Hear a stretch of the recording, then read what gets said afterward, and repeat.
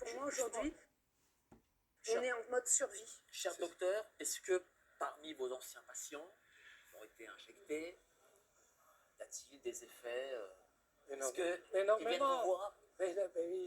Il me contacte, puisque actuellement je ne peux plus consulter. Quel type d'effet, par exemple? Des douleurs dans certaines parties du corps, parfois des douleurs extrêmement importantes, des thromboses, bon, c'est ce qu'on appelle dans le grand public des caillots, qui peuvent se traduire dans les poumons par de l'essoufflement, des douleurs cardiaques, myocardite, péricardite, des troubles neurologiques, des troubles de la vue, des troubles de l'audition, une grande fatigue, parfois même des troubles digestifs. Les troubles gynécologiques menstruels sont très fréquents. Ces manifestations indésirables liées à des injections sont très très fréquentes, mais elles ne sont pas enregistrées, elles ne sont pas signalées. Comment ça, elles sont pas enregistrées? C'est le principe. C'est-à-dire que les patients ne viennent pas voir qui de droit, par exemple? C'est-à-dire que leur généraliste est très réticent à faire un signalement, parce qu'il sait très bien que tout le système mis en place freine. Je vais vous poser des questions pour empêcher ce signalement. Je vais vous poser une question, j'imagine, transgressive. Est-ce que parmi certains de vos collègues, ils ont été incités financièrement à injecter? Je ne peux pas hésiter une seconde en répondant oui à votre question. C'est évident. C'est intéressant financièrement pour tous les médecins qui pratiquent ces injections.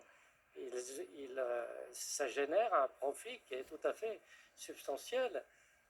Un de mes amis qui connaît bien un médecin généraliste en ville et qui a énormément injecté m'a dit qu'il avait gagné, uniquement aux injections, des dizaines de milliers d'euros. Voilà. Il y a un autre... C'était une affaire d'argent aussi. Mais bien sûr, bien sûr. Il y a un autre abcès que je voudrais crever, on n'en parle jamais, c'est des différences entre les lots de ces néo-injectables. On n'en parle jamais. C'est-à-dire? C'est-à-dire que lorsque l'on va, par exemple, vacciner des gens qui appartiennent à ce qu'on appelle l'élite intellectuelle, eh bien, des placebos. On va leur proposer un lot sécurisé. Voilà. Donc on sait très bien... Ça vous confirmez ça? Ça, vous l'avez vu? Écoutez, il y a trop d'arguments de présomption. Parce que parmi ces élites, on n'entend jamais parler d'effets secondaires graves. Jamais. Jamais. On entend dire que Roselyne Bachelot a été malade, mais elle, c'est de la Covid. C'est pas du tout d'une injection. Mais vous remarquerez que, bon, il y a Jean Lassalle qui a dit qu'il a eu des effets secondaires, on ne sait pas du tout. Je crois qu'il a voulu de lui-même avoir le lot qu'on propose à tout le monde. Mais on a trop d'arguments de présomption pour ne pas pouvoir affirmer cela. Il y a des lots très différents. Malgré tout, cher docteur, avez-vous confiance quand même en l'avenir?